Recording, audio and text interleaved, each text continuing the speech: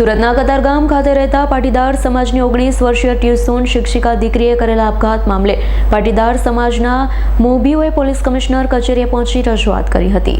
સુરતના કતારગામ ખાતે 19 વર્ષીય પાટીદાર શિક્ષિકા દીકરીની આત્મહત્યા મામલે સમાજમાં સતત રોષ ભભૂકી રહ્યો છે। પાટીદાર સમાજના મોભી ન્યાયની માંગણી સાથે પોલીસ કમિશનર કચેરી ખાતે પહોંચ્યા હતા, જેમાં મુકેશ પટેલ, લાલજી પટેલ, મથુર સવાણી, વેલજી સેટા, કેશુભાઈ ગોટી, ધરમભાઈ લાઠિયા, જીવરાજ ધારુકા સહિતના આગેવાન પોલીસ કમિશનર કચેરીએ પહોંચ્યા હતા। આવી ઘટના ફરી ન બને તેની માંગણી કરી હતી।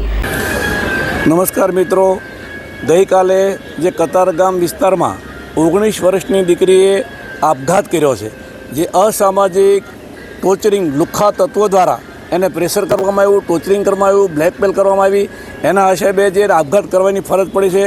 એટલે સ્વાભાવિક છે કે કોઈ પણ સમાજની દીકરી હોય, નાની દીકરી જ્યારે આપઘાત કરે એટલે આપણને દુઃખ થાય ને થાય જ। તો એના માટે અમે સીપી સાહેબને રજૂઆત કરવા આવ્યા હતા અને ગૃહમંત્રીને ફોનમાં વાત કરી છે। એને અમને ખાતરી આપી છે કે કોઈ પણ સમાજની જ્ઞાતિની દીકરી હોય, અમે દીકરીની સાથે જ છીએ અને 100% અમે તમને ન્યાય અપાવીશું। ધરપકડ થઈ ચૂકી છે, હવે કઈ પ્રકારે ધરપકડ થઈ ચૂકી છે? અમારે તો ધરપકડ થઈ છે, પણ એના માટે જો ગુનેગારો હોય તો 100% એને સજા પણ થવી પડે, ત્યાં સુધી અમારી રજૂઆત છે। સમાપક દ્વારા દીકરીની જૂની ચેટ પણ કંઈક વાયરલ કરવામાં આવી છે, આ બાબતે શું? હવે એ પોલીસનો વિષય છે, પોલીસ દ્વારા તપાસ કરી અને એનું પણ ઘટતું કરશે એવી અમને ખાતરી છે।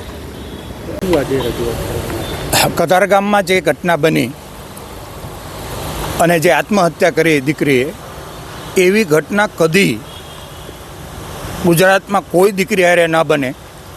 એટલે પોલીસ કમિશનરને, ગૃહમંત્રીને અમે રજૂઆત કરી છે કે આમાં સખતમાં સખત પગલાં લેવા જોઈએ અને અમને ખાતરી આપવામાં આવી છે કે આમાં સખતમાં સખત પગલાં લેવાશે। Bureau report, S9 news, Surat. અમારી તમામ માહિતીથી અપડેટ રહેવા માટે જોડાયેલા રહો S9 ન્યૂઝ સાથે।